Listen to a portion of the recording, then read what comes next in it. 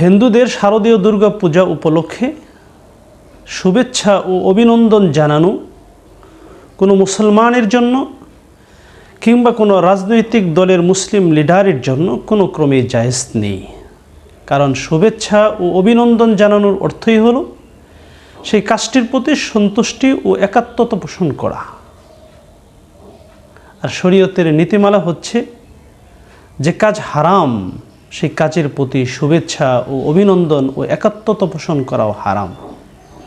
যে কাজ শিরক সেই কাজের প্রতি শুভেচ্ছা জানানো ও অভিনন্দন জানানো ও একাত্মতা পোষণ করাও শিরক। এটাকে অনেকে ধর্মীয় উদারতা মনে করে। এটা মূলত ধর্মীয় উদারতা নয়, এটা ধর্মীয় উদাসীনতা, ধর্ম সম্পর্কে জ্ঞানহীনতা। তাই একত্ববাদে বিশ্বাসী, এক আল্লাহ বিশ্বাসী কোনো মুসলমানের জন্য কিংবা কোনো রাজনৈতিক দলের মুসলিম লিডারের জন্য তাদেরকে শুভেচ্ছা ও অভিনন্দন জানানো কোনো ক্রমেই জায়েজ নয়। কেউ যদি তাদেরকে শুভেচ্ছা জানায়, অভিনন্দন জানায়, তাহলে তার ঈমান চলে যাবে।